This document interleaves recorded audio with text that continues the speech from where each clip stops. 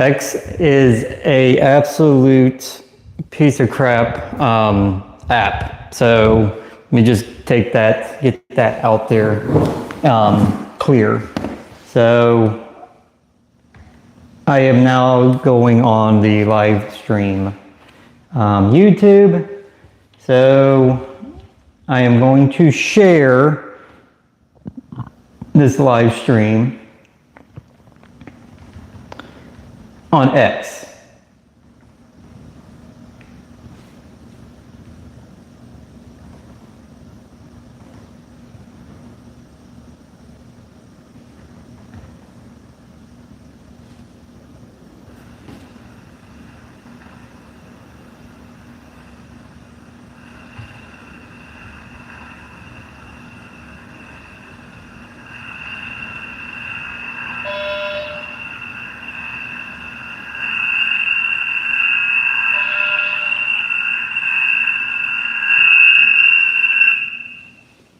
Horrible feedback.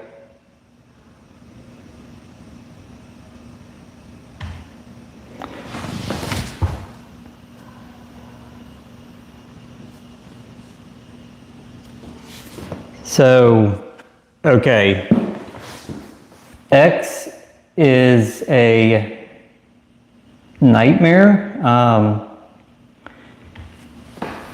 It has is driving me crazy. So a lot of times I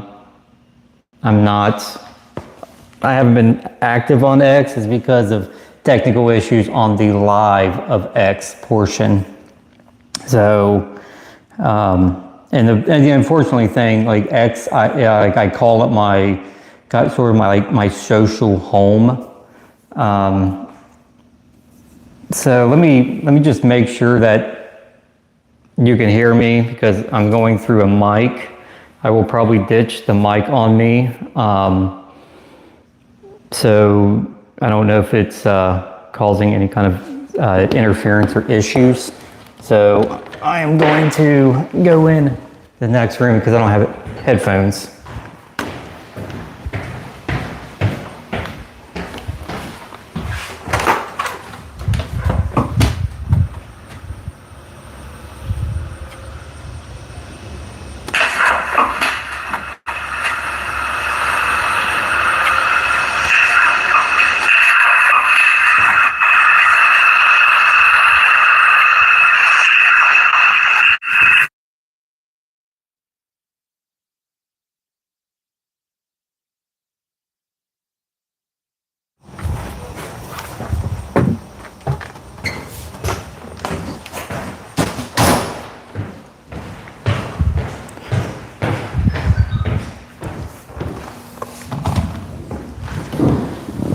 All right, so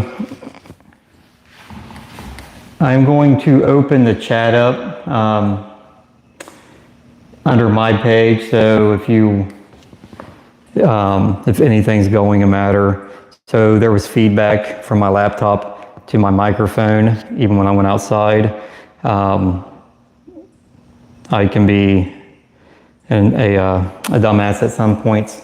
So I just took my laptop outside and it went right through my mic. So you guys can comment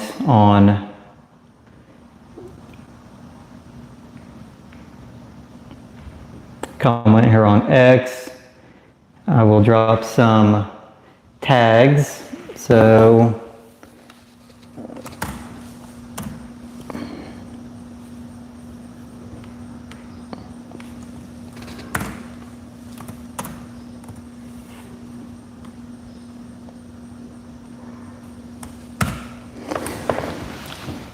because I wanted to just kind of get out there on what I've been doing and the prior investigations and stuff like that, and future investigations. So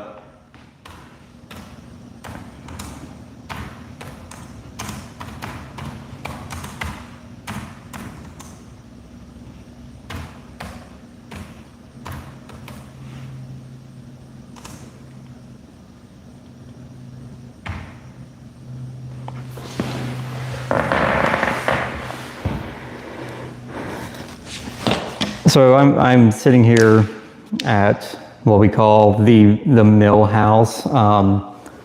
We've did a few investigations here, and you know, it's active. It's very active at times, and then at other times there's really nothing.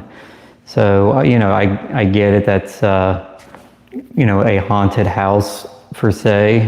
It can't always be active for some reason. So I haven't been here since Suzanne has left. That has been, I don't know, a few weeks now.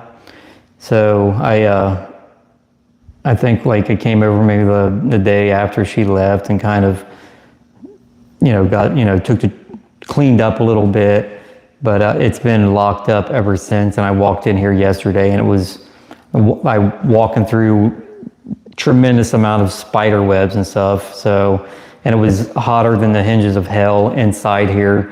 It was just been shut up here, and it's been humid and upper 90s. So I thought it would be a good time for me to kick the AC on, and then run, you know, some AC on it. So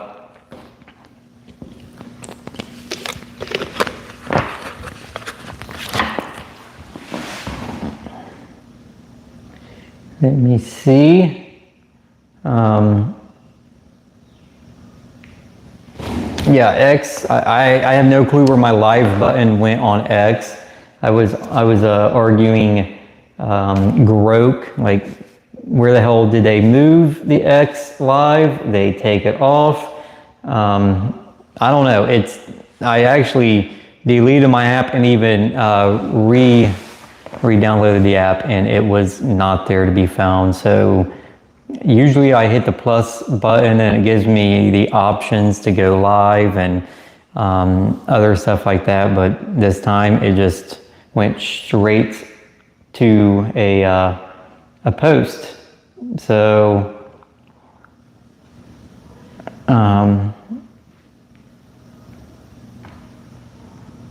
yeah, it's still frustrating me.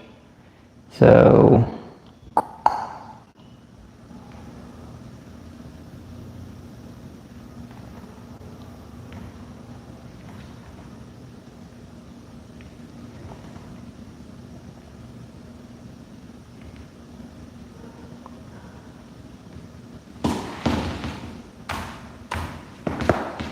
yeah, you can come on over in X or not X, come on over here to YouTube. If you're on X, you can come over to YouTube and use this, the chat. Let's just say screw X, and then let's just use the live chat here on the YouTube portion. So I don't know. Let me just bring this over into my face here in a bit. So I'm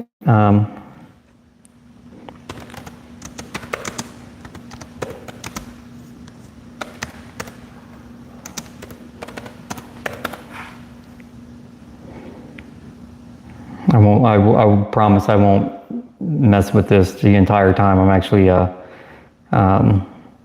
going to talk a little bit, so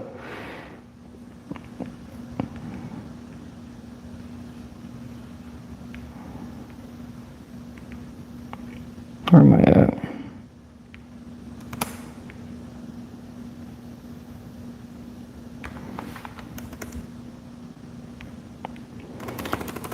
Now I'm fighting my typing skills in the dark here.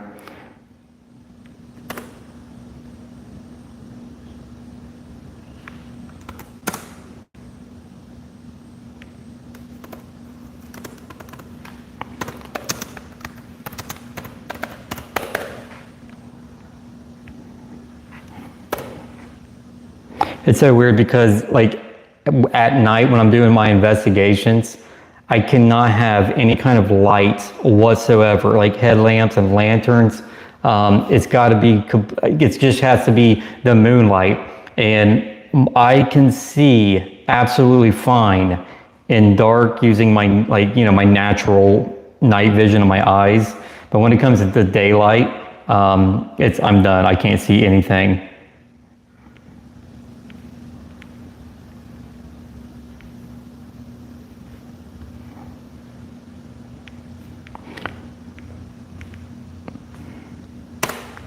I'm done with it. So, all right, let me get started here on what I actually want to sort of talk about.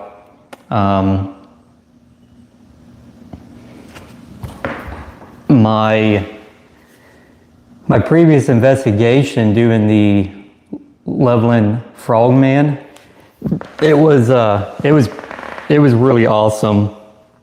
I mean, of course, I didn't bag the Loveland Frogman, unfortunately, captured, or do whatever you would do whatever I would do if I actually seen a cryptid. You know, it's just, what would you do if you had the chance of like jumping on its back? Would you jump on its back, or just, you know, look at it from a distance? But I didn't see anything that screamed, you know, from the bank, like, hello, I am the Loveland Frogman. But we did get a couple good things, I think. So I haven't posted the night investigation. I have just posted the day investigation, and the purpose of the day investigation was to see the little Miami River. We haven't kayaked that portion of it, so we thought it would be best if we went out there in daytime and did a kayak trip to make sure there wasn't any waterfalls or very rough water. So we just did more of a safety kayak, and I had just one camera on front of my my kayak, and we wasn't expecting anything really except you know, the water roughness and stuff like that. We weren't expecting to see or hear anything, you know, unnatural, but we did find a very, I don't know how to explain it, interesting print on the kind of the shoreline, the embankment. So this print was about 8 inches long and about 6 inches, six and a half inches wide from the widest part of this print. The print impression also, it went straight into the mud, and the mud was about a 1/4 inch to maybe a 1/2 inch thick. So the print went,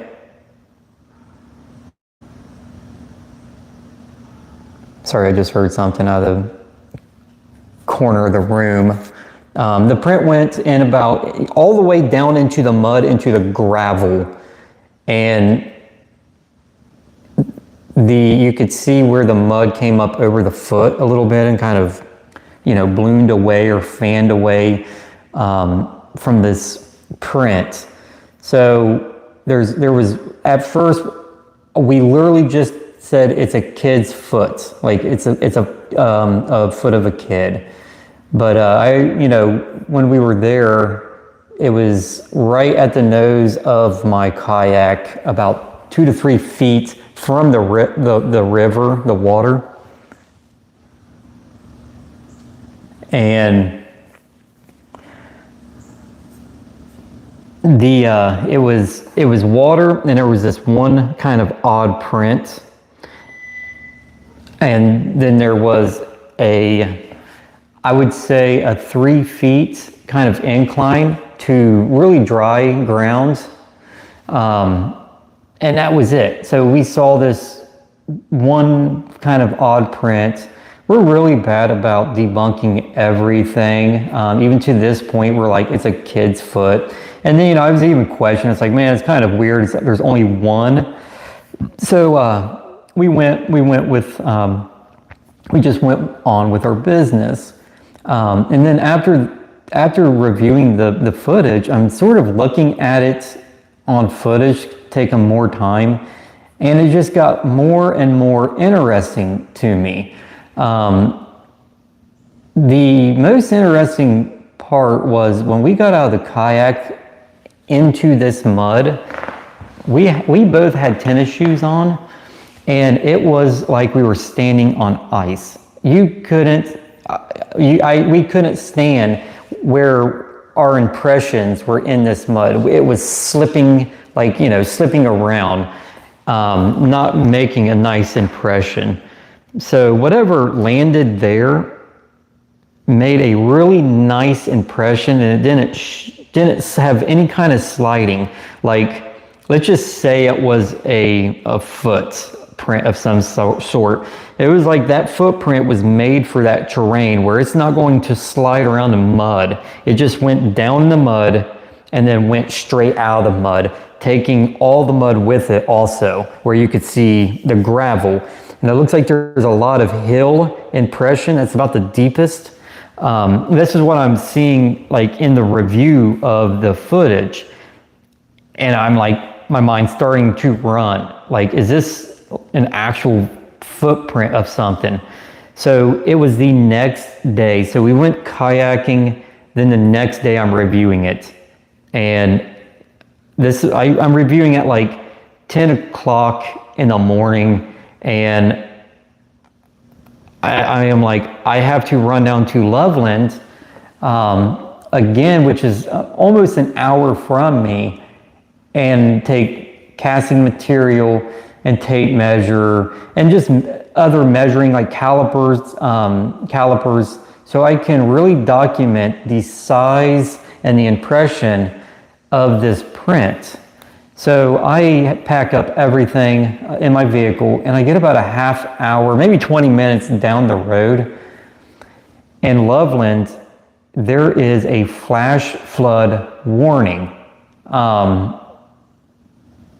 So I'm slowing down. I am doing like 70 and a 55, trying to, get down there. So I'm kind of slowing down. I'm thinking like, this is the Little Miami River, where there is numerous drownings and disappearance in that river and rivers all around Ohio.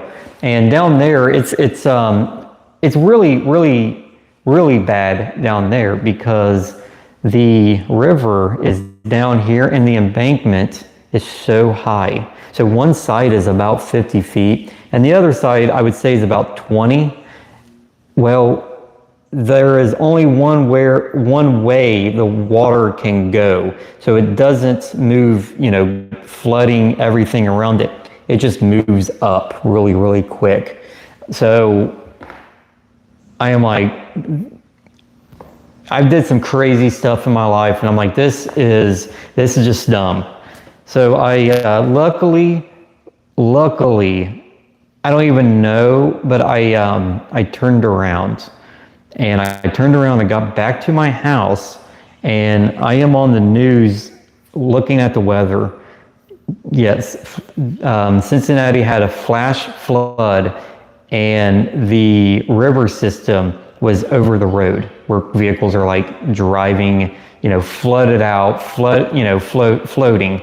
So just absolutely lucky on whatever just made me turn around, because usually I'm just that damn stubborn and dumb where I am like, I am going no matter what, but this time I just turned around, luckily.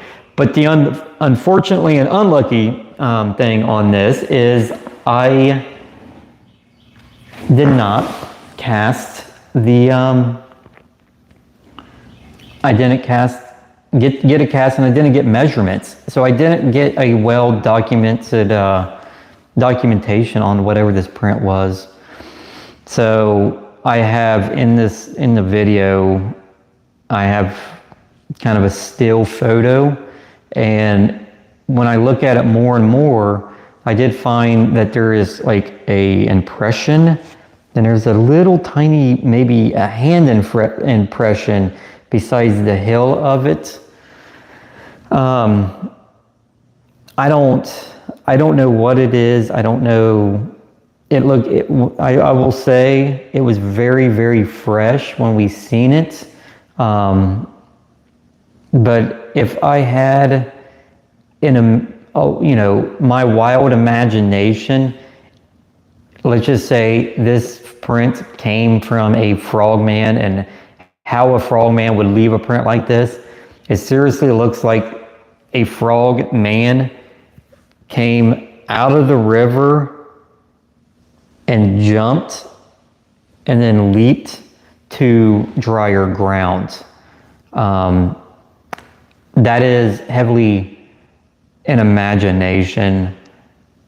It could be anything. It could be, I don't know what it is. So I just don't, I don't know what it is. And I kind of kept it like that also because, it's up to you guys on what you,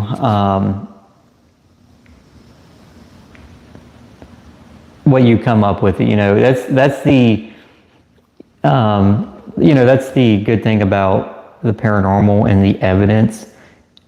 All of it's really debatable. So I'm in my house, and I'm hearing some of the noises I typically do hear when it's, I don't know if you can hear that or not.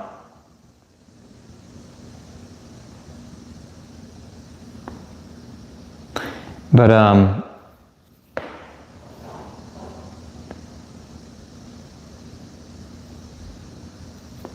yeah, I'm hearing a bunch of noise.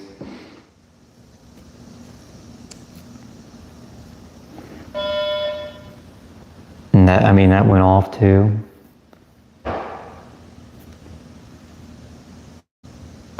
My chandelier's moving a tad bit. Let me see if, can you guys hear these noises?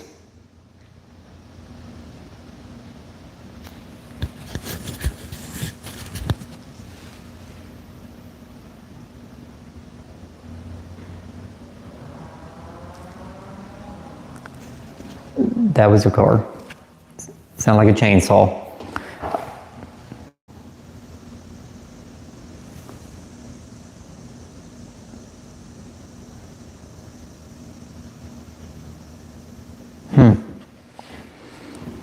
So,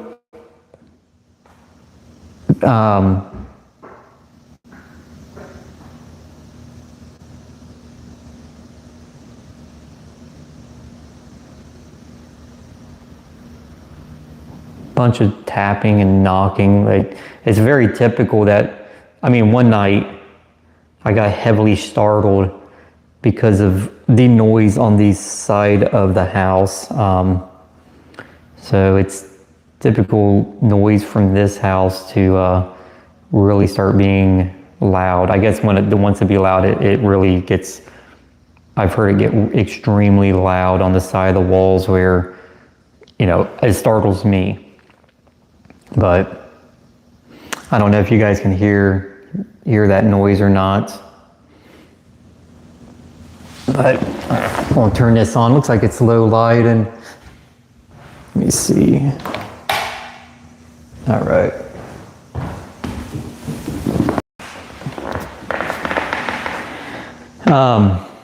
So yeah, back to that print. I don't know if it's a very, very interesting piece of, I'm going to say, evidence. And then I don't know if it was after that, I was on I was on my kayak, of course, and I felt something hit somewhere on my kayak, and I thought it might have been rock. It was that heavy. So you can hear me. It's like something just hit my kayak, or maybe a rock or something. I forget exactly what I did say, but I thought I was in maybe shallow water. But I'm looking down, and it looks extremely deep. So I took my oar and yeah, I was probably in maybe 5 to 6 feet water, and that's it. I just strolled on, didn't think anything about it. Actually, I thought it was more, could have been like a fish hitting my the bottom of my kayak also. But during the review, it was it might have been something else. I think I picked up an EVP that of course I didn't hear, but there is something in there that's being said or murmuring. I do not know what it is. I am horrible with EVPs. I mean, it could be as plain as day to people, and I am hearing like something else, or I'm not hearing anything at all. I'm really bad on deciphering EVPs. I know if it's an EVP or not, but whatever it's saying, I don't know. I typically take it in to work and load it into an engineering software, and that will decipher the EVP for me. I have not did that on that clip yet, but check that out. Check out the footprint in that day one, and then check out the EVP clip and tell me, what do you think about it?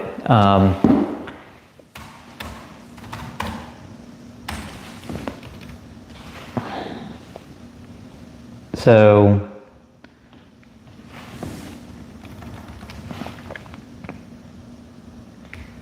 and yeah, thanks for tuning in to my YouTube. I think I'm going to do this for now on, and then share my YouTube to X, because like I was talking about, X is my live wasn't there. My live option wasn't there, and I am a paid premium subscriber.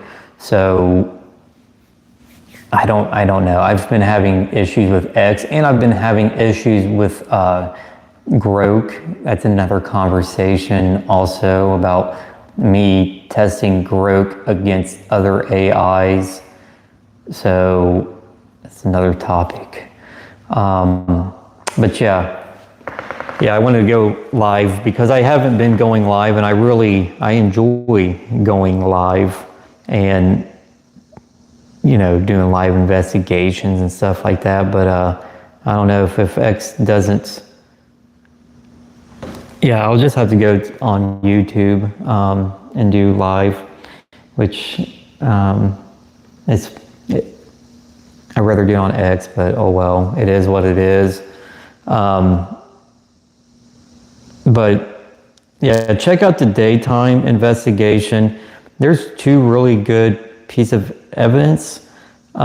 Something unnatural, I think, is going on with that footprint, possibly a handprint, and the EVP. That was really caught me off guard, and I think in the middle of this investigation, I even mentioned that we have a better chance of catching Native American apparitions on this river than we do a frogman.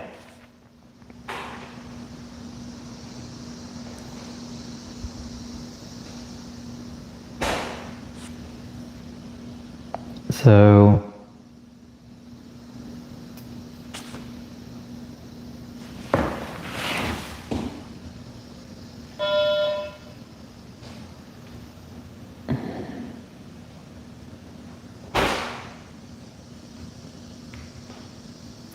It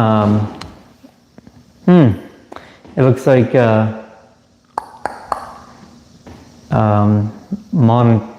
I'll have to give people some monitoring privileges on the YouTube, because I see that there is ridiculous people popping on and just making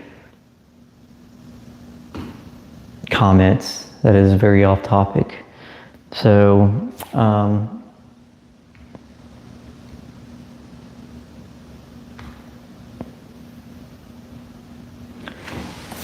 yeah, I haven't dropped the night one yet, but I am going to drop the night one very soon.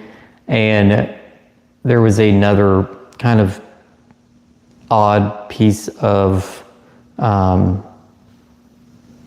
few odd things on there. I don't want to spoil it, but there's a couple odd things on there that's very interesting too, that's on the night investigation. And I will tell you now, do not go on the river at night. That is, we did it. It's a horrible idea. I want to just emphasize on how dangerous it is. We could not see more than 20 feet in front of us. This is clear night. This is not an overcast, no rain, clear night, 20 feet, if that, in front of our kayaks. After we did the day, we went straight, the day when turned into kind of the twilight a little bit, the sunset, in about a half hour into the trip. But when we got back down there to do the night investigation, it was dark at that point, and we didn't know how dark it was until we got inside the kayak and went into the water. So it was, like I said, we couldn't even see 20 feet in front of us, and I had my cameras with the viewfinder, and that little viewfinder was the only way we navigated down, I don't know how much, 20 miles of a river. So luckily we just went down that river system in the daytime, and we knew, where the rough spots were and where the rough spots weren't. And thank goodness there really wasn't any rough spots on that trip. We got there. As soon as we get into the river, we were going downstream, and I am like, this is a horrible idea. So yeah, it was,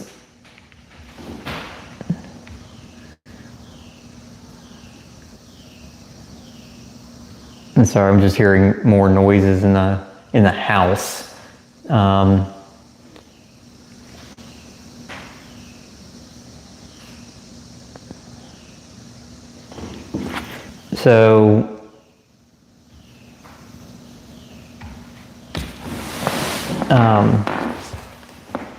But yeah, it was the experience was absolutely amazing, and there's not much more peaceful stuff than getting on the river in a kayak and just slowly letting the current take you away. Me and Jason has been friends for a very, very long time, and he hasn't been in the paranormal. He's been on the topic of paranormal, cryptids, biblical stuff, kind of world conspiracies. He's deep into that, but he hasn't investigated the paranormal like I have. He kind of stays away from it. He doesn't want to conjure up and talk to spirits, and I get that. So I finally got him to drink the Kool-Aid and go on a few of them with me, and he's hooked. And it's not the talking to ghosts he's hooked on. It's that relaxation, how we do the investigations. We're doing it we do a lot of it outside. So we're out in nice weather at dark time and just listening to nature's tree frogs, owls, just that nightly forest noise.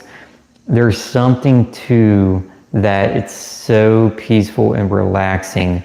So he's been doing a lot of investigations with us, with me. So I do have a team here in Ohio. A lot of my team members have other things going on.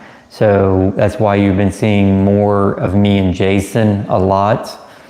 But once I do something big, which I will get into what I am looking forward in the future of doing.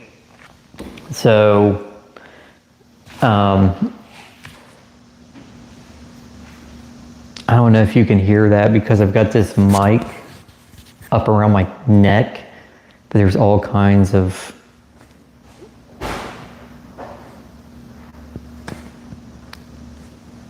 something moving, doors closing, that I'm looking at the door and it is not closing. And then maybe footprints or footsteps.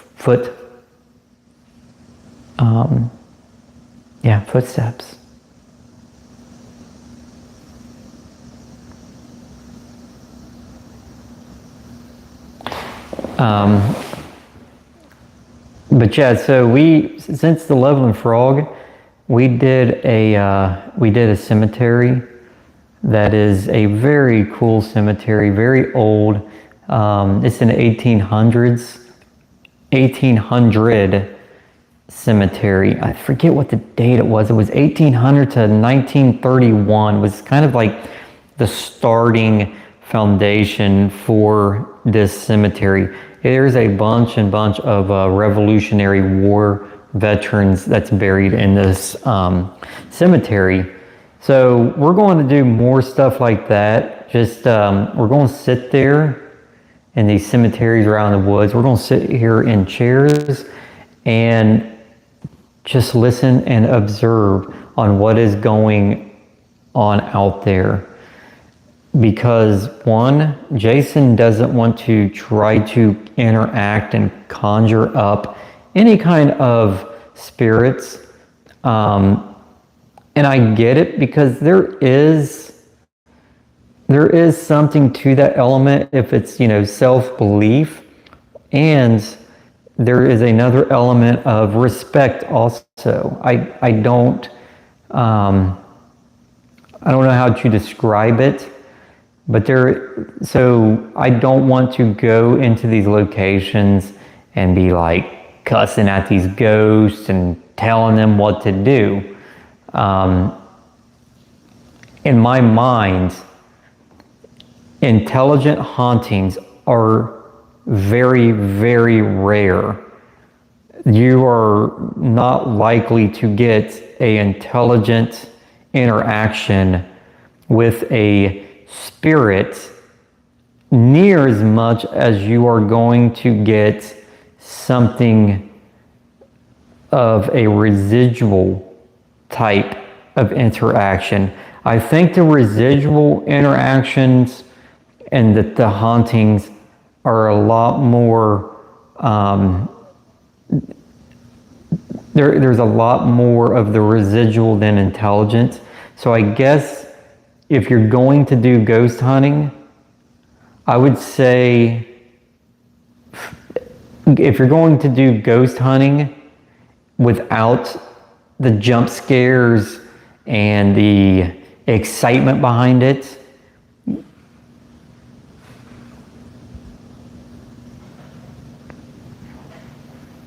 can you hear that?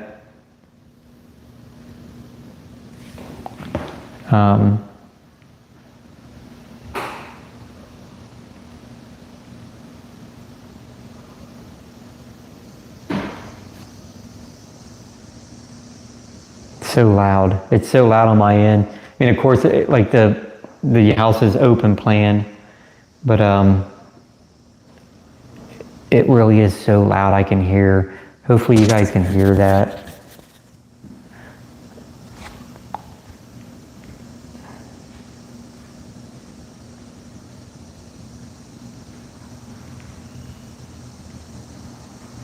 Yeah, is there anybody in the either your YouTube chat or the X chat that can message or comment if you do hear, well, did you hear the door close and did you hear the footsteps walk through kind of the behind? It's typically when I'm talking is when I hear the bang, so.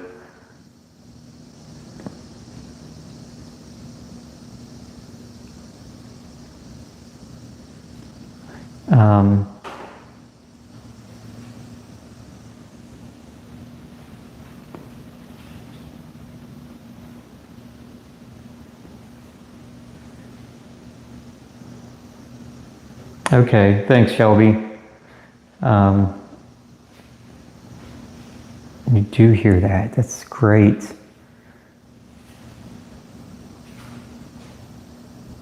So it was, I mean, this house is really easy to investigate because it's like an open plan. There's really no hiding spots. There's no attic space. And even the insulation, like the walls, there is no insulation between the outside walls and the inside walls.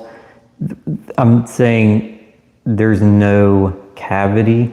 There's insulation. It's that foam insulation that fills them up.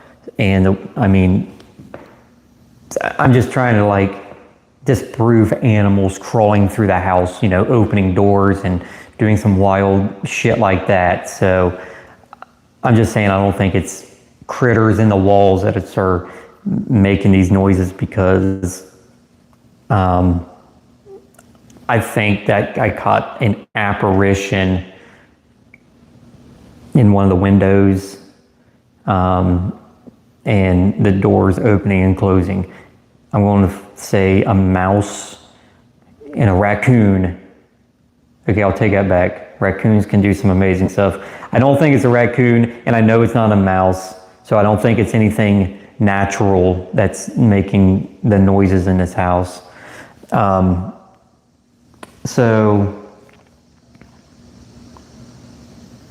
where was I? So me and Jason, I think we're just going to sit out in these. I have access to some of these really, really old cemeteries that has the element of holding like probably definitely some residual energy there. So like I said, I don't think these people that are going to these locations every weekends or every month, and they've got these devices like this, and they're getting so much of this intelligent interaction. I don't know how they're getting it because I'm going, how old am I, 40? I am going 25 years into the paranormal investigating. I've been investigating for 25 years. And I haven't been on YouTube and social media like these guys. So I was once funded to do investigations, and that's what took my 24 years investigation up. And I go into places and I don't get none of this intelligent interaction near as much as these other people do. And I don't get it. Of course, you guys know me, I don't use much devices, but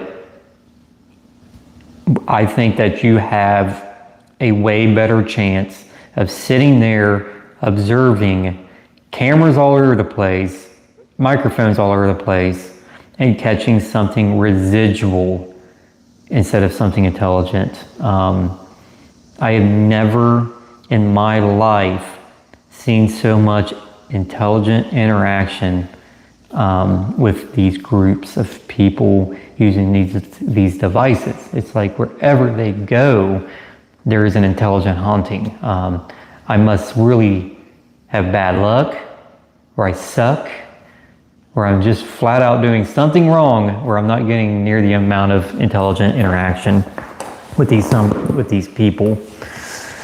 But I think that going forward, me and Jason, we're going to do these YouTube clips of us just sitting here in chairs out in the middle of the Appalachian Mountains, out in the middle of these creepy ass cemeteries. We have a cave system that we're going to do here soon. We're going to sit our chairs there, and I'm going to put my cameras up, and we're just going to just talk amongst each other and then use our eyes. I think we're going to do a lot of that, and plus investigations. Now let's go forward on what I have coming up. So I made a list.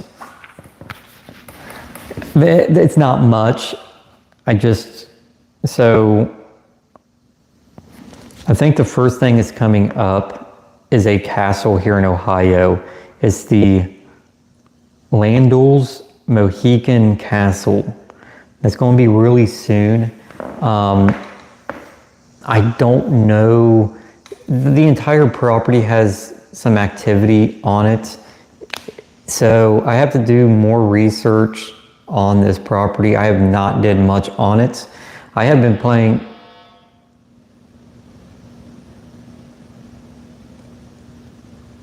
There's a weird tone from this little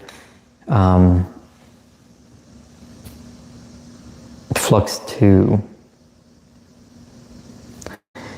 Anyway, it's a motion sensor. But yeah, I need to do some research on it. I've been playing phone tag with the curator of this company for solid weeks now, and it's a process. So it's going to be somewhere at the beginning of August. Me and my entire team is going to go there, hopefully once we stop playing email tag. And we, like I said at the beginning of spring, we're doing Loveland Frogman. We have done that. We are probably going to do the Loveland Frogman again in the future, but we also mentioned that, so that Loveland Frogman, it took a lot of planning, pickup and drop-offs and safety. We got some, you can see we don't have life jackets on us, like the snap-on. We have very nice low profile safety equipment that if it does turn over, it inflates automatically. So we had to get a lot of some equipment and then mounting stuff like cameras and stuff. So that took a lot of planning and dry weather. So that took a lot of planning. I think about 3 weeks of planning. And that was just to do a river system, and we did it. So our next hurdle, our next investigation is going to be another iconic location that I don't think many has done. So me and Jason, I mean, we live on a private lake, so we have boats and stuff like that, and we are very, very used to water. We're in water on every nice day. You can ask Suzanne. It is nuts on how much we are on the water. So we're taking our boats on top of where Silver Bridge fell from West Virginia and Ohio. We're going on top, we're taking our boats on top of this bridge on the Ohio River, okay? So the Silver Bridge is the bridge that collapsed during this Mothman sighting. So we are going to do a ghost investigation on our boats on top of where this bridge has fell. So we're going to take one of our most decked out bass boats that we have. Our bass boats is equipped with the best graphs kind of available, so we can see exactly what is down below us, vehicles, if there's any vehicles still left there, and then we can drop some mics in the water and see if there's any, we can pick up any kind of EVPs from underneath. We might actually dive. We will have to get we're going to have to look at permits for that. So we also we dive. So we're going to put a boat there where on top of where the Silver Bridge fell and do a ghost investigation.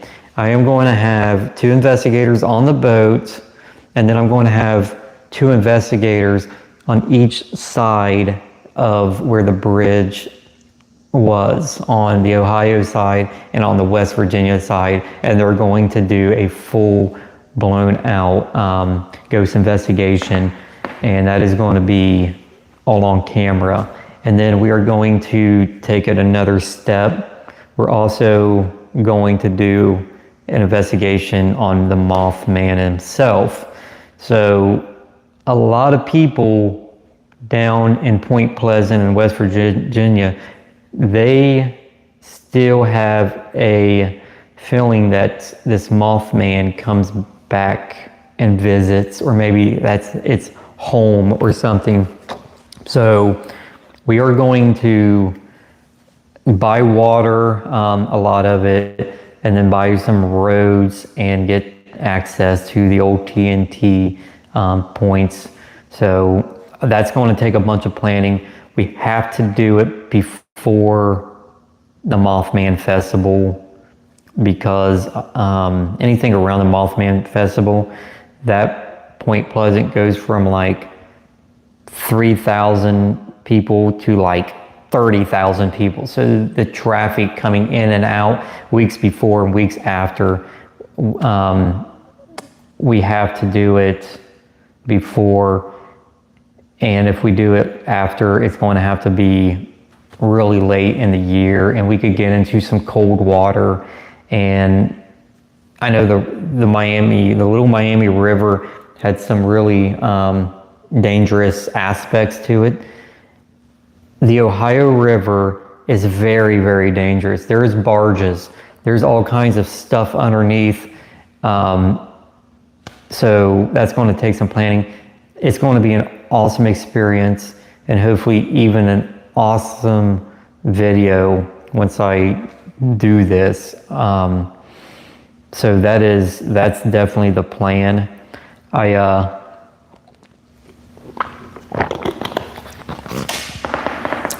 am looking into getting into other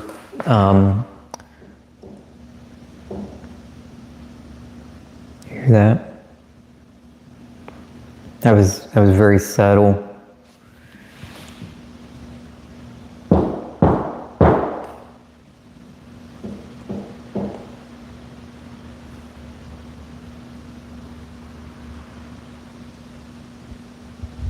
Hey, Suzanne. You're only here for a second? Oh, man. Okay. That's cool. Thanks for jumping on. So, but I'm getting some odd. I don't know what that is. What?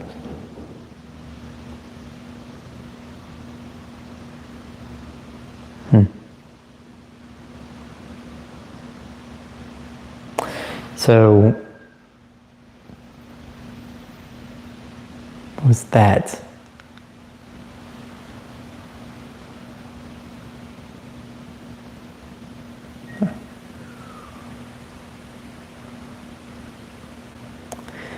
I know you can't hear that, but it's sort of like a woman or a child.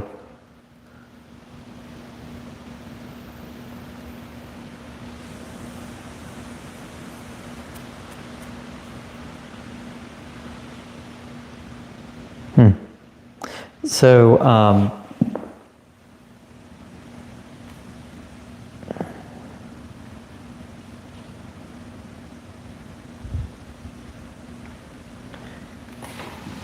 yeah, the Mothman, that's going to take some really decent planning.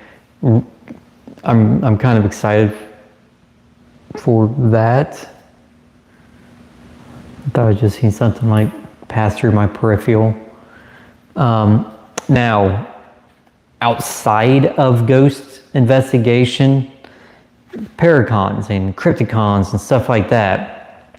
So in September, I am going to be a guest at the Cleveland Paracon here in Ohio.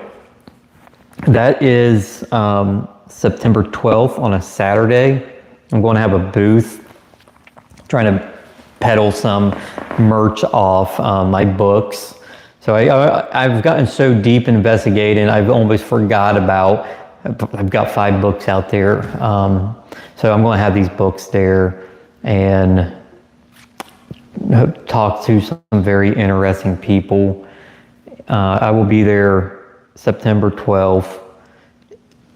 Hopefully you can make it. If not, I understand, because there's very little people that is here in Ohio. There's a few, but Ohio is a big state. I get it. It's going to be a 3-hour drive for me. But yeah, Cleveland Paracon is the first Paracon that they've done, that they have done, and there's some big names that they're pulling also. So it should be very interesting and very good. And I'm glad to be a part of it. So that's going to be cool. Like I said, September 12th on a Saturday. Yeah, they're also doing a ghost investigation that night. So I don't know where they're going to investigate it, what they're investigating. So that would be really cool. And then there's some other, maybe some pop-up Paracons in like Lexington, like horror cons. I don't know. I'm not too set on concrete on those just yet. And then there is the New Jersey Para Unity in New Jersey. I know Jason Halls supports that big time. I've went years before, even last year we went. It's a hell of a drive for me. I don't know if I'm going to make that this year or not, but this one is the one that I'm excited for the most. Is the CryptidCon. The CryptidCon is one of my it's my favorite CryptidCon, and even better yet, it's coming up more close to me at the Belterra Casino. What the hell? At the Belterra Casino, and I think it's actually in Indiana. I'm not sure, because the Belterra, it's right here in the pocket of Ohio, Indiana, and Kentucky. But I think it might be Indiana.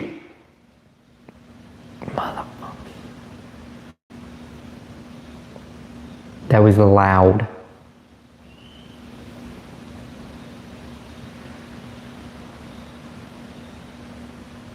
It was really loud. So I will, they have an X account, so if you don't have any,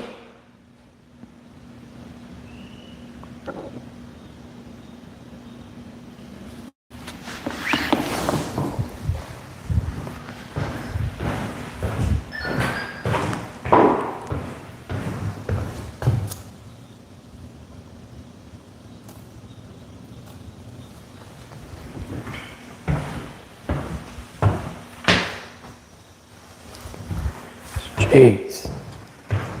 That was super loud. It's just so weird. I don't know where it came from.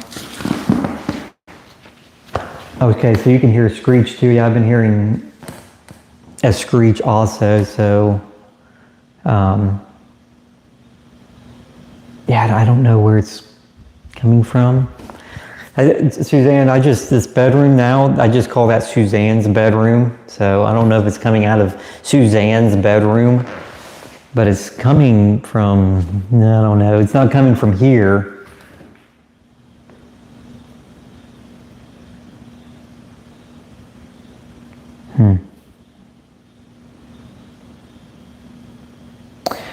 But yeah, the Crypticon is, I love the Crypticon, and I think this year is going to be the best of the best. And let me tell you, I am super excited for it, is because of Jessica Chobot is going to be there again. So she was there years ago, and I have met, I want to say I have met a lot of paranormal people, and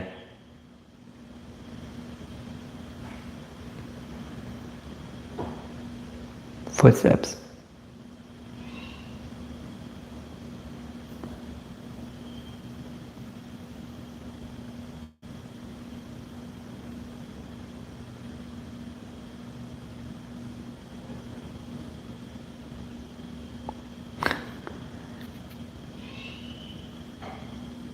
What is that noise? Screeching.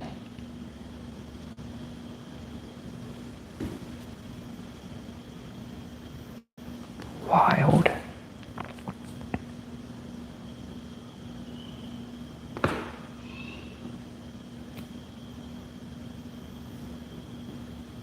I don't even know. Almost sounds like it's in the house. I mean, the house is closed up, like no windows, nothing open. Let me go back.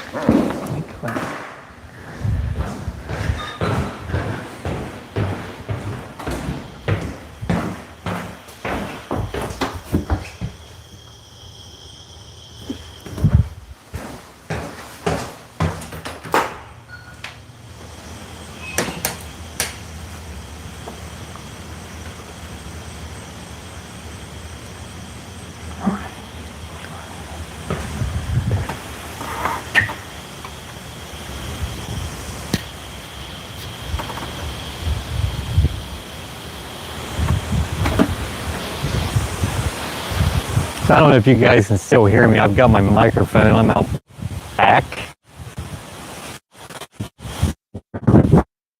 But the wind definitely has picked up.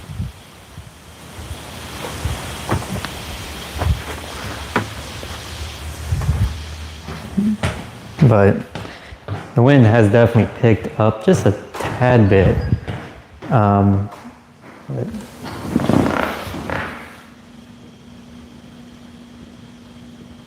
I wonder if my microphone's even on.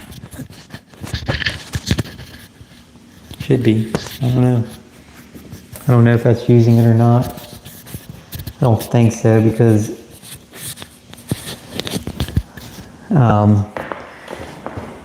anyway.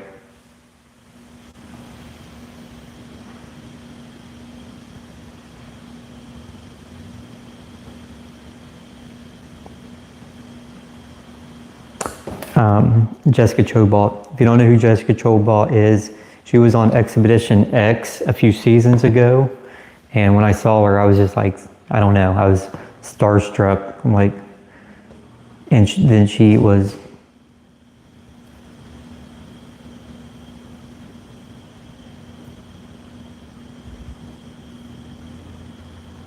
rapping or tapping.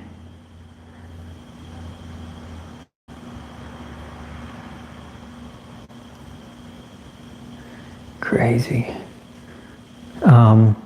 Yeah, she was on Expedition Unknown, Josh Gates's TV series. and she was such a cool person. So she's going to be back this year, and Rochelle and Brian is going to be back this year also. My daughter loves them too, for a good reason. They're very entertaining people, great people, awesome people. When I talk to them, it's like talking to someone that you've known for years. They're just really, really sincere people.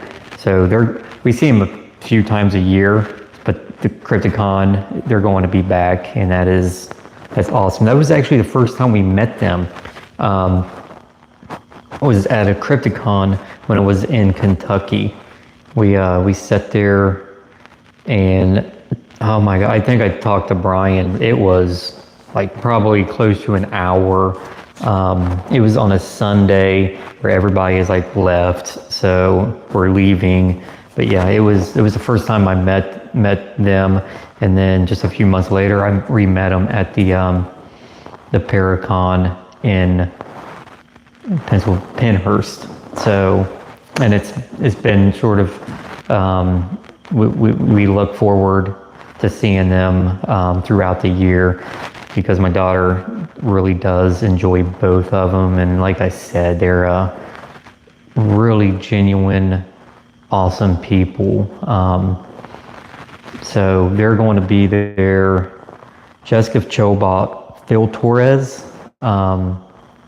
He's also exhibition unknown. I've not met Phil. That's going to be a pretty cool.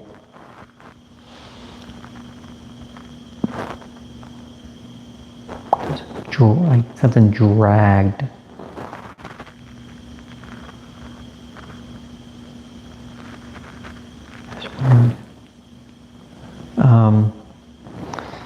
So yeah, Phil's going to be there.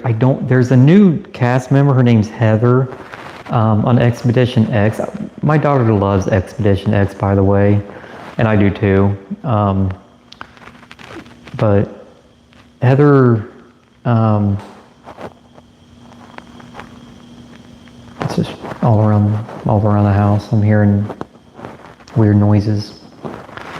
But Heather's not going to be there. I don't know, but Jessica Chobot and Phil is going to be there, so that's cool. And the Expedition Bigfoot cast, Russell, Mariah, Binko, and Bryce, they're there. Am I missing somebody? But they are supposed to be there. Fantastic people. I'm talking fantastic people. I met Bryce, I met Binko last year. Really cool dude. He's a really cool dude. And Russell also. There was a Yeti in a little plastic case, and the plastic case was like sort of ripped or something, and he just he signed it and just handed it off to my daughter. It's like, here you go, it's on the house, it's for you. I was like, cool. That was really awesome, and we've seen them a lot. We see them about 4 times a year, and it's always a pleasure. Maria, or it's Maria. She's got a book out, a children's book. My daughter read it at lunch, and loved it. So I absolutely love talking to them, because the whole thing is Bigfoot something paranormal or natural? I think the cast of a whole went into searching Bigfoot, and they were looking for more of a blood, flesh, natural, undiscovered creature. But I think the last time I've heard them talk, I think they're sort of on the fence of it now, since they've seen more of Bigfoot activity. I think they're kind of maybe going, the paranormal aspect of Bigfoot isn't out of the question anymore for them, for that group of people. And there's only a few group of people that when they say something, when they've seen something, when they've experienced something, that I believe. There's only a handful of people in this paranormal group, this paranormal field, that I actually believe, or I want to believe, or that I believe.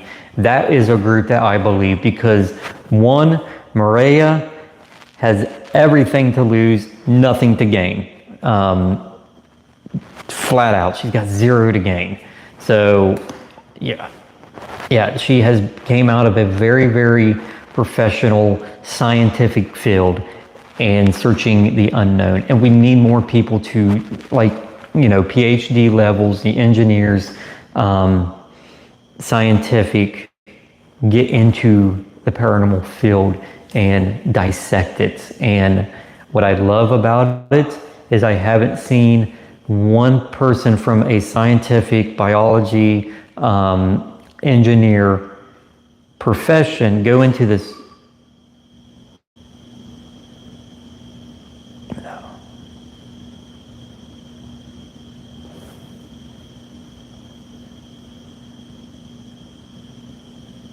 Man, that was loud. I hope you catch an apparition, Suzanne. Yeah. That would be fantastic. So I'll take your wishes, and hopefully I catch a apparition that walks through here. But anyway, myself, I'm in the engineering field, PhDs. My forte is electrical engineering, and all I do work around is, of course, I work around a bunch of engineering and research and development. So I can take any one of these people in a professional field, bring them with me, and they're going to have more questions, because their stuff just don't make sense. So it's nice to see Maria coming out of that field into Bigfoot territory. So yeah, I believe everything they say. And I don't think, Giorgio, the guy that's on Ancient Aliens, the guy, the guy with the hair, aliens, he's going to be there. We met him a few years ago. Excellent guy. He gave my daughter some really good advice. He wrote this really cool thing about like keeping an open mind. So yeah, Crypticon is my favorite, and get it on your calendars. That is November 21st and 22nd. So there is room rates. You got to find the Crypticon through like X, and there's room rates of like less than $150 or something at Belterra, and I am definitely going to be there. I typically go.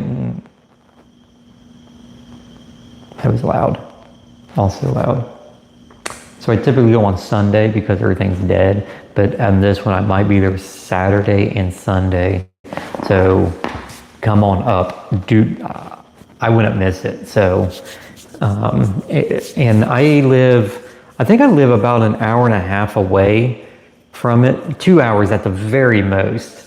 So I doubt I'm going to have this house, and that's another thing. This house is, I'm going to sell this house at one point. I'm going to put it up for sale and sell it.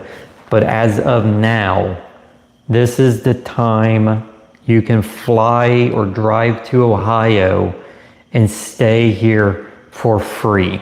So Suzanne did it. I think she stayed like 7 or 8 days.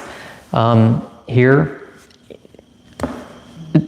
the people I talk to, the people I conversate on X, you know where to get, you know how to reach me, set something up, because, I mean, the unfortunate thing, this house is haunted, obviously. There's something going on, and I don't want to stay in a haunted house. I don't want to sleep here, not because I'm afraid of it, it's because I don't want to be startled. So come here, come with a friend, and have a free room for a week or two, 1 day, 2 days, whatever. So if you come here, Suzanne can tell you, I'll plan out some stuff. I will plan out, if you want to go ghost hunting, we go ghost hunting, trek out in the forest, do the Loveland Frog, go to Loveland, see some ancient works like Indian mounds and serpent mounds. It's all right here in Ohio, and it's not even an hour away from this location. So, and then if you come up in the summertime, we are on my lake, on a boat, so no, not just that you can go ghost hunt and do this. You can be on the boat, be on a lake, cook out with all of my friends and family, which we are super inviting, and we love to have guests. So this is a opportunity to go to Ohio pretty cheap. So if you have time and the resources, it's available. Get a hold of me, message me through X. So Suzanne is coming back up. Suzanne is coming back up during the Mothman. So if anybody wants to come in the, you know, and go to the Mothman Festival, come on up. Mothman Festival is awesome. It's not a Paracon, it's a festival. It's on a street. There's a bunch of vendors, like maybe small. You will see a lot of bigger accounts on X there. It's all free, and it does get very crowded for a very good reason. It's just like everything in the paranormal field. Everyone is so welcoming, and then it's a beautiful old town right on the river. They have like an amphitheater, and I would say the road is probably a quarter mile just straight of just vendors on every side. It is such a cool event. We'll do that for a day, and then we'll be lining. I mean, if you come up here with and meet Suzanne here, I'll be planning some other stuff also. So yeah, it'll be cool. It'll be cool. And yeah, Jackie, it's yeah, you don't want to sleep on it. So we'll do a head count no matter what. This is easy for me because I'm going no matter what. So don't feel like you're obligated to go. Don't feel like you're, you know, being a burden. Because I'm in my car and I'm rolling there anyway. So it's always good to bring people. If not, that's cool with me. I'm still going. So yeah, the Mothman, that's September. And yeah, I think I gotta kind of get call up some little, you know, my network of friends here around Ohio, and then do another big investigation. Me and Suzanne just did the infamous Ross house, which I tell you, that house was really cool, really big. It was actually really big. So the history to the house was just as it's amazing. It's old. It had a really weird history about people had a chinchilla farm upstairs. And then, it's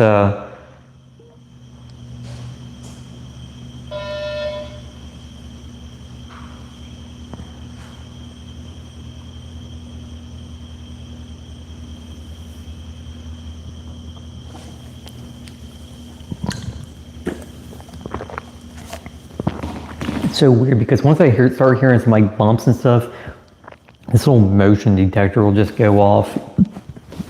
But yeah, the noises, in the back of the house, and then this comes up. So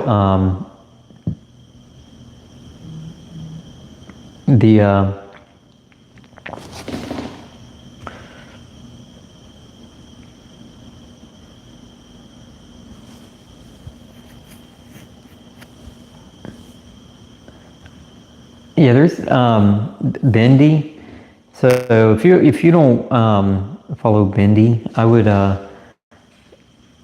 highly recommend following him. I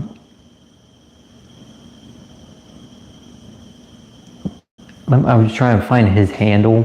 I think it's like Magic Bendy or something. He was over here. He came down thankfully when Suzanne was here, and we kind of pedaled around in this house. There wasn't too much going on, and then we did make a video of it. So I'm really excited to collab more with him. He goes on. He's very, very active in the paranormal field. So I got to get a hold of him and collab with him more. And then, I mean, if more people come up, I'm sure he's a super nice guy. I'm sure, if you wanted to meet him, we'll get a hold of him and we'll try to collab with him and do some investigations. He investigates really well, really respectable, and it's not gimmicky with him. So, and there's other people, Miss Tombstone. I would really like to from her to come down to from Michigan. So I know life is hectic anyway. If you do come here and meet me, you will see that I'm 1,000% 24/7. You're talking, I'm on the move constantly. And sleep, I give a good definition of sleep when I die, because I am functioning without 2-3 hours at a time.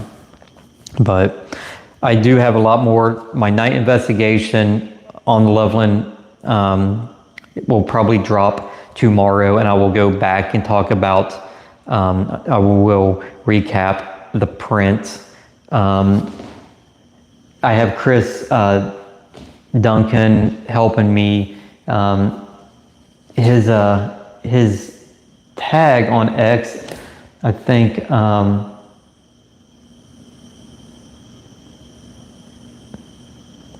it's Squatch or something. But yeah, Chris Duncan, he is Ohio bound or based. I sent him that print because he's into a lot of cryptid stuff, and I trust his opinion. So actually he's the only one that I've sent this print to, and he's messaging me back now.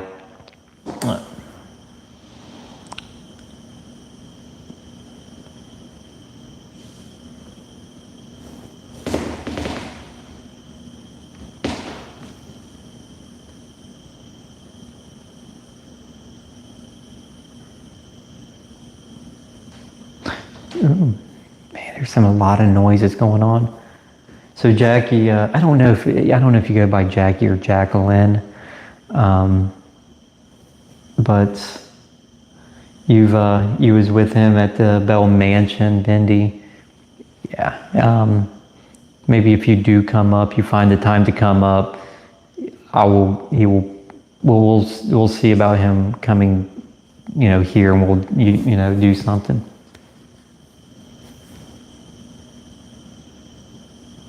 Just noticed my network froze. So either okay.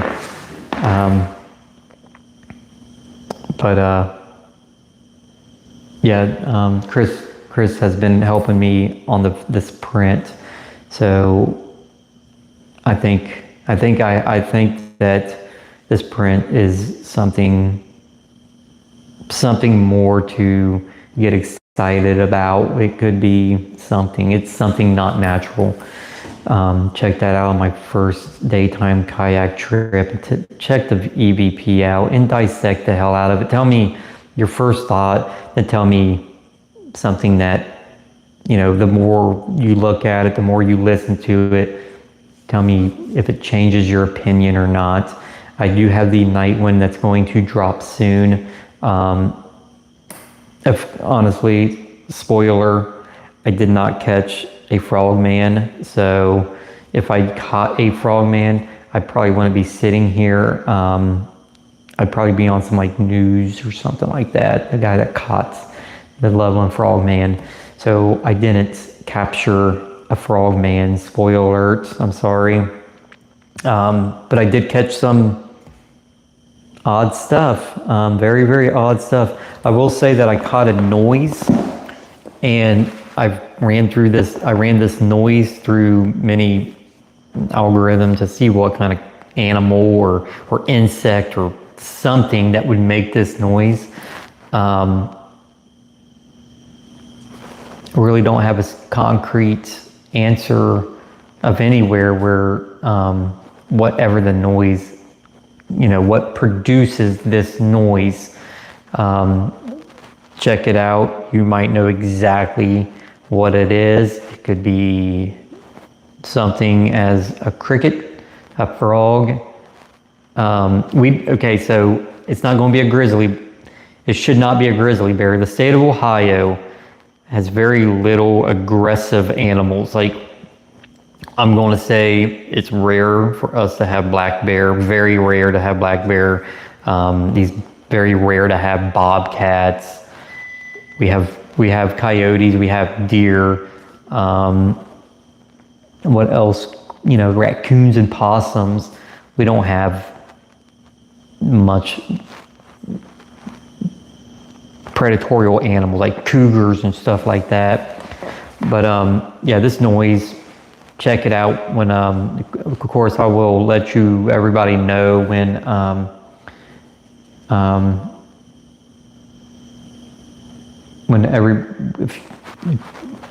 will post it on X when I do upload it. And I did catch something else that was surprising. This thing, I am not going to spoil it for you. This thing had me scratching my head. As soon as I seen it, I will just say this, I seen eye shine, and it was baby blue, kind of dark. It was blue eye shine. That's something that I'm not used to here in Ohio. We are out in the woods, we're out in the forest a lot. Almost every weekend, we are out there shining lights in animals' eyes.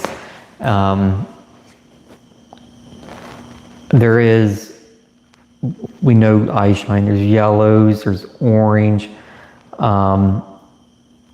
there's greens, but I've never seen this blue before, and that's what kind of just stopped me from moving my head. So my light was headlamp. So I'm just kind of, and I seen that blue, and I went back, and it's staring right at me, which a lot of animals do. Once you hit a light in a deer's eyes or something's eyes, for some reason it don't move. It's like a deer in headlights. It's just like, you don't see me. But anyway, that's what this kind of animal was doing. But it was the blue eyes that was like, what in the world? And then it started coming. I'm coming to it, And then it started to come to me just a tad bit, and that kind of startled me because I'm not used to that. They either stay in one spot or go the opposite direction. This sort of moved a little bit towards.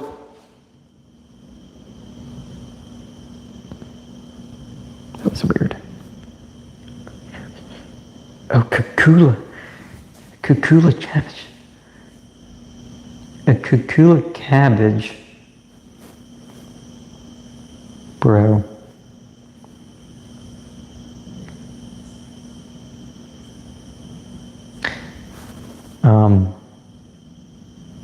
Don't know what that is. Autocorrect. But yes, blue eyes. And they were pretty big too. And they were this away, not that away.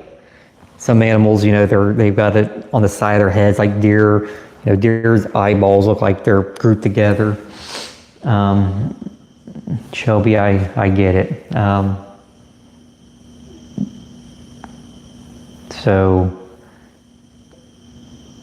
you're driving.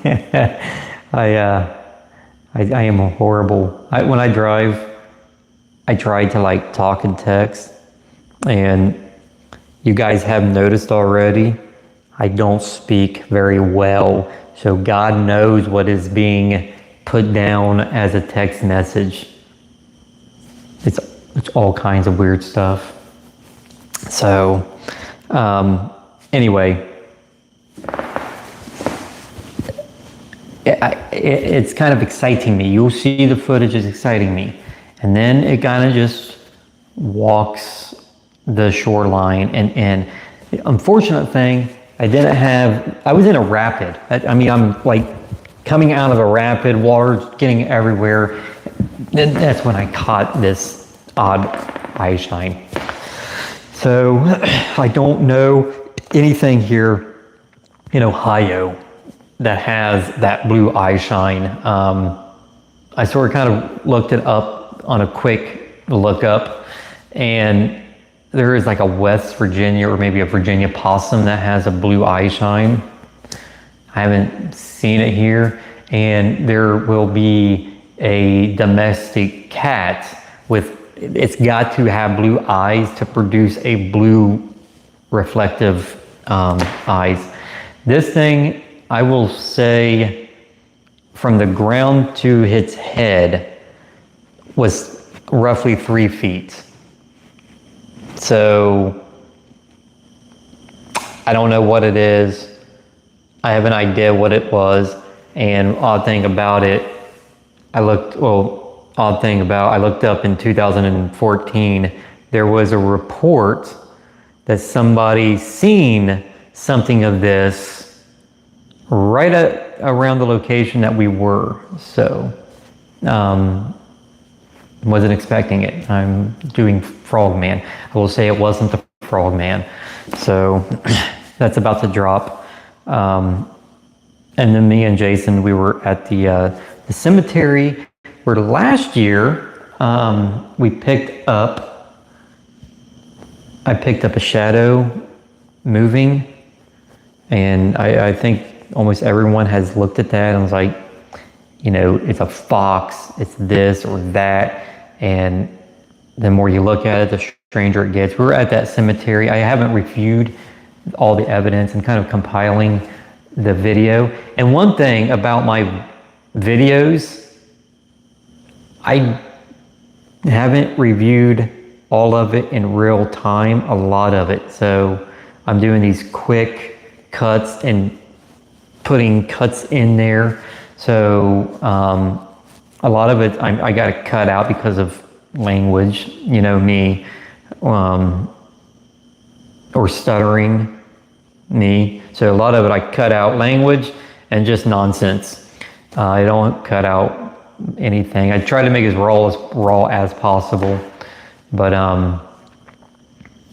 we spent like 3 hours in a cemetery, and I had a bunch of cameras running out there. Then we saw like this ominous. We saw this light. It was sort of I mean, it almost looked like a lantern hanging from a tree, just on and off. It was odd. And then the same thing from another tree from another far distance. So I am going to drop that video, and I think that video is just going to be something of me and Jason is just doing guide talk, you know. And I think we're going to post more of that because we talk about a lot of interesting stuff that you guys might think is interesting, and then come up with some questions, or, you know, better yet, have answers to our questions. So we talk about everything from cryptid, ghost, alien, Tartaria, biblical. We talk about all of it. So if it, you know, we are just going to talk on it, record it, and then I'm going to throw it out in the this YouTube, my YouTube page, and I'm going to close this up. It's about 10 o'clock. Absolutely appreciate every one of you hanging out with me tonight. It is refreshing to just to talk, and now I'm going to do this on YouTube more because you guys can conversate. It's a lot better than X, so I'm going to do this, get the team around and do this more often, and it's really nice to talk to you guys and kind of tell you what I've done and what I think, and then what, you know, my future investigation. And I really do, I mean, we all just need each other's support. I appreciate absolutely every one of you for hanging out with me tonight. And I think the more love I get, the more confidence that I get in the ability of, like, I'm going out there, I'm going to shoot, I'm going to share it, because really, I'm not that confident of a person, especially when it comes to these lives. I went from no social media to social media in less than a year, and I got, like, you can catch me on TikTok, YouTube now, X, and Instagram, and my Facebook's kind of dead, but you can catch me on Facebook. My handle is Brew's Conspiracy at all of them. So if you're on one of them, I share the same content.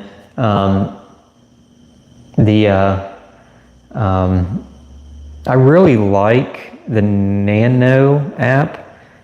So I'm trying to get more familiar with this Nano app. It's an app for paranormal. It is a very, very strong tool that I think is going to come in really useful for a lot of people, especially investigators and people who loves the paranormal. It logs these accounts and make a map of it. So it logs the weather conditions. It's a really cool app. So I'm on that also at Brew's Conspiracy. It's one of the free apps. So, yeah, so like I said, it's almost 10 o'clock here Eastern time. Love you guys hanging out with me, kind of discussing on everything. So I will be tomorrow. You'll see me on X, spouting off, spewing off, whatever I do. So you guys take care, sleep well, and thanks for hanging out.